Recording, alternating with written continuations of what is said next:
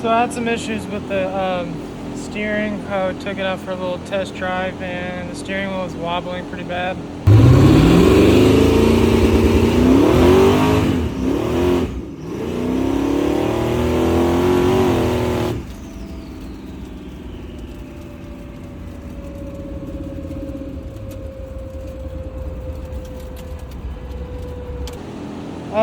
It's kind of an oversight on my side. Whenever I was building the front end deal, the rack is too far away from the pickup points for the steering arms.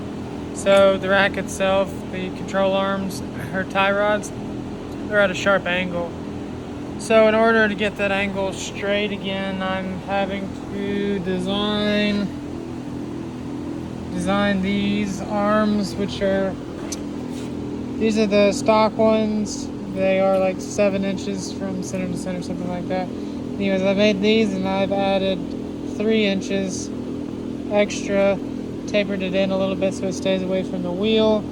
And then I'm also going to put a, like right here where it's not actually touching, I can run a piece of whatever. I'll probably cut another piece of 1/4 inch, and then it'll be like a little brace, kind of like that, but maybe like, I don't know, 1/2 inch tall, maybe not even that much, but it'll just support that. Because the main issue I have with these, if you pop a wheelie, the steering arm comes down really hard and likes to bend this. So, you know, if you're actually doing a lot of street driving, or you're relying on this vehicle to hold its alignment, especially if you have a wheelie or something out where you can't actually do a repair like that, perhaps you've got a more structurally sound piece that'll, you know, keep itself rigid under stresses like that. So I cut this guy out. I've already cut the one. I wasn't happy with the cut, so I'm going to up the amperage and recut 2 more.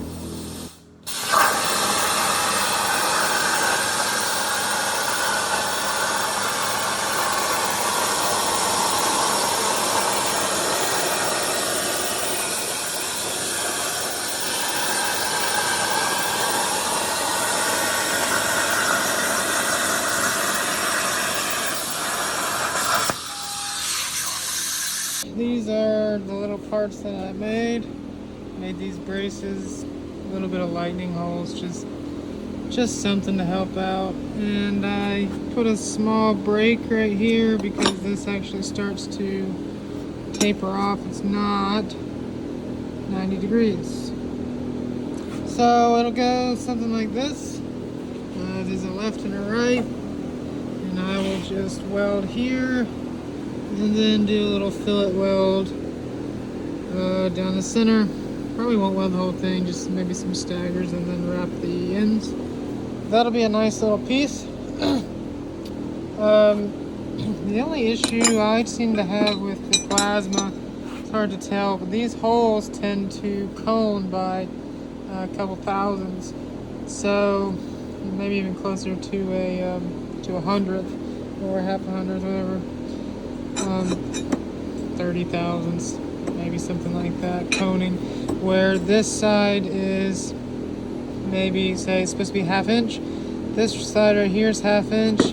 This side is 0.45, something like that. Just enough to where it's not actually a straight hole. So it's not a laser, but it does a really good job for these types of things that aren't super critical. Yep. Nice little pieces. Here was the original steering arm. So it was just too short, like I was saying, for the way I designed where the rack is, and that was completely my fault. So when the wheel was straight, the control arm, or whatever you want to call it,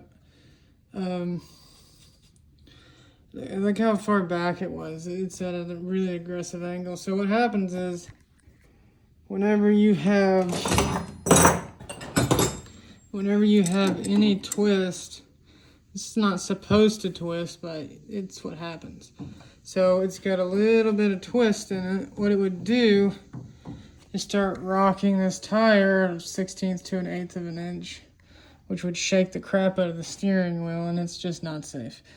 So what I've done is I have designed a piece that is 3 inches longer. It has a back brace on it to keep it from bending, because I have had, and you can kind of see this piece has been bent back straight. So what you do, just put this piece on like the factory one, and then it straightens that geometry. And it also has a back brace. It all clears, everything's good. So just going to paint these two brackets, wait for them to dry, and then I will have to shorten the tie rods.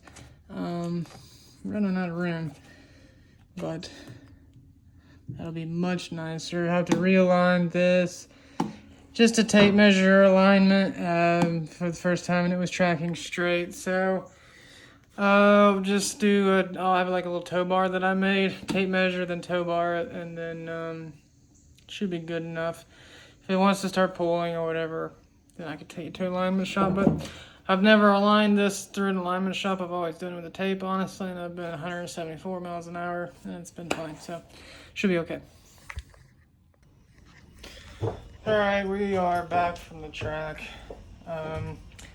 I wouldn't say that it was a complete disaster, but it was definitely a learning experience.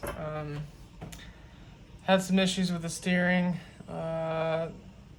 The main problem was when I got over probably close to 160 or so mile an hour, the steering wheel had some pretty bad vibration. So I was like, I gotta fix that. And then I was going to do the turn off on the return road, and I had to do a 2-point turn just to turn off. So these extender bars that I made, so I didn't really even think about this. You know, the farther away you are, the more movement it takes to get this thing to move. Like the longer the rack would have to be. So I was moving it 3 inches out from where it was, just makes it to where we don't have enough turning radius. So I'm gonna have to omit this hole and make a new one back here. And I think that should give me enough turning radius. Not 100% sure, but I think it'll be close enough. And then if I have to do anything more after that, we'll figure something out. Won't be the end of the world, but it's been a little bit challenging thinking of how to do that, because I mean, it's just my mistake. I put the rack in the wrong spot, so, and now I've got this tube that is right slap where the rack really needs to be, and I can't move that tube, so I've got to figure out stuff like this, how to make it work. So it'll be fine once I get everything figured out. The other issue we had that was pretty scary. I think I've been really fortunate that things happen, and it happens in just such a way that it's not catastrophic. I've been in several situations where I probably should have wrecked the car, but I didn't. So I think God just looks out for me with stuff like that. So one of the cases would be this tire. I was probably going 160 miles an hour on this, and it cut right into the cords, but didn't go any farther than that. I had probably, I don't know, 20 passes on these tires, never had an issue, but for some reason or whatever, maybe the inside lip of the quarter panel caught on something backing out of the trailer, or I don't know, but it bent it out somehow.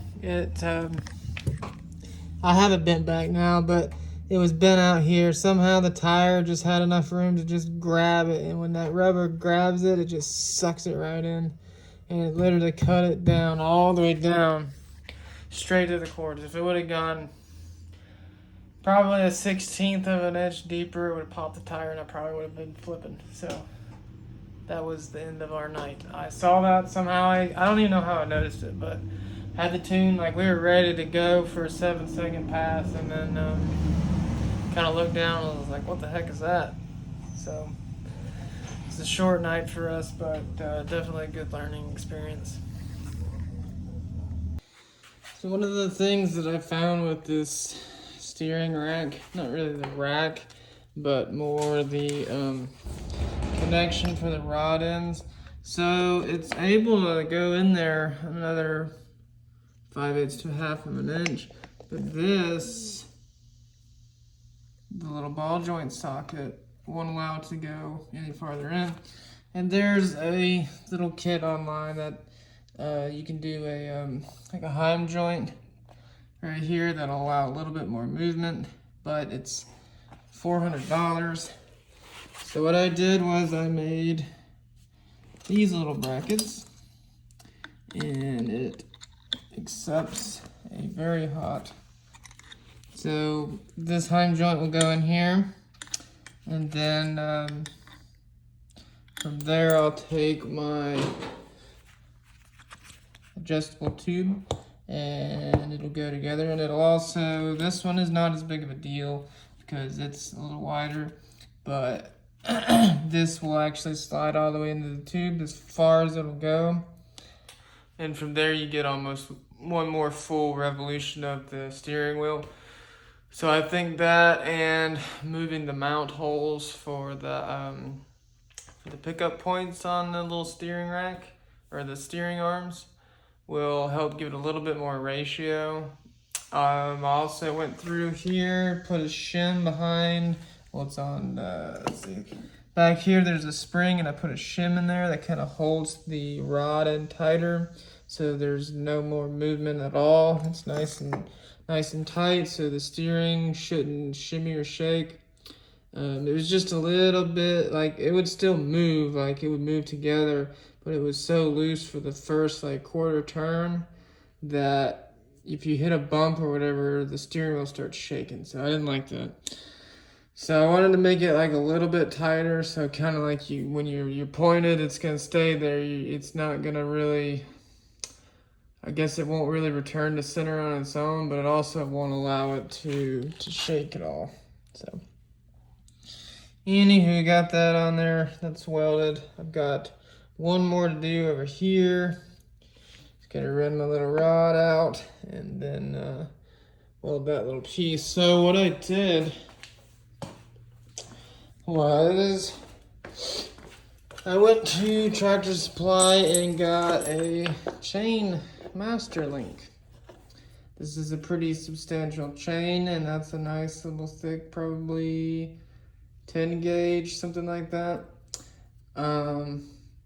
And it's a hardened material, so it is not gonna wall out or anything over time. It's designed to run a good bit of torque through it, so I think it'll be just fine for steering. So what I'm doing is I'm drilling out this hole on both of these pieces, and then I am cutting across right there, and that is my little mounting tab. These for 2 is only $9. So that's really not a bad idea for tiny little brackets and stuff like that. So just gotta drill out that and weld it back onto the other side.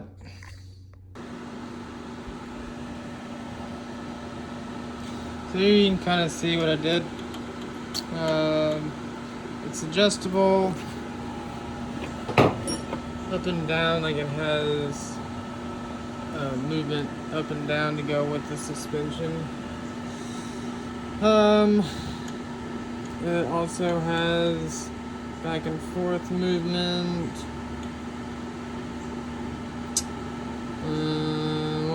What else?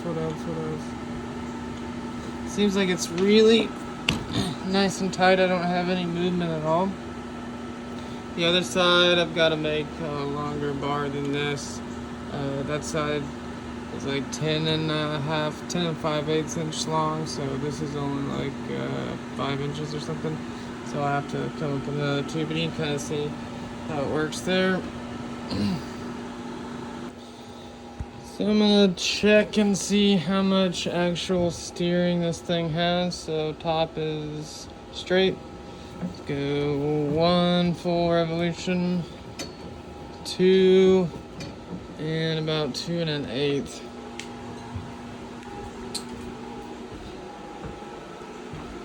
that turns the wheel about like that. I really want a little bit more, so I might, if I need more, then I can just put it in that hole right there, and that'll give me even more turning radius. But I think that'll work. Let's see what goes the other way.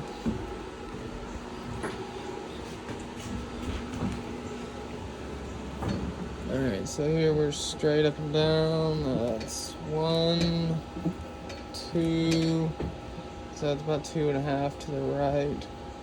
So a little bit more turning. I'm going right than left.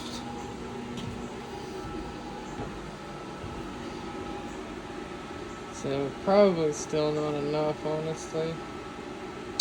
We'll see what it does when I put it in that other farther back hole real quick. So I measured it, and the back hole you get, it's about 12 inches to that tab. You can kind of see right there where it's at 12.5. So, and then this hole gets 12.5. So there is a 1/2 inch difference between this hole and that hole as far as the tire movement. So it'll move it in 1/2 inch more. So I don't know. I'll just see. If I need it, I can throw it back there, but in order to run it back there, I have to run a spacer. And I don't have like a 7/16 inch spacer. This is a 1/2 inch. So I have to go get a spacer or see if I can find one. There may be one somewhere. But anyways, that is an option if it needs more turning radius. To talk to myself. I'm over here at my brother Michael's shop he works at. So these, the control arms, this one is long enough, but the driver's side one needed to be longer than this. I didn't like that it was made out of aluminum, so we're gonna make some out of this. What was it, A10? 1018 steel. So we'll cut these up. So one's gonna be a right-hand thread, the other's gonna be a left-hand thread. So it'll be a little bit more sturdy than the aluminum, especially for a steering component. So let's see how that works. Never done it before. Michael doesn't want me on camera.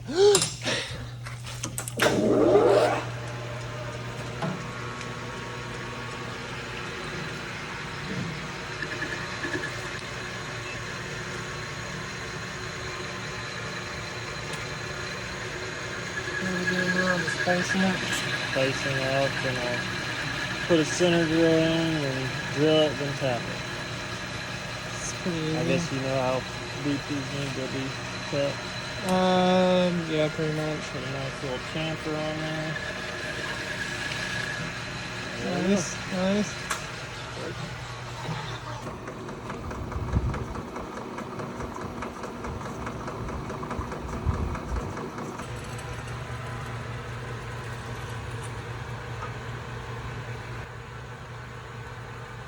We're at Timmy's Precision Machining.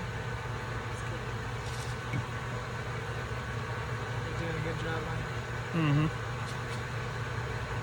It's actually pretty boring work, drilling this hole. Because that little dude right there likes to fill up the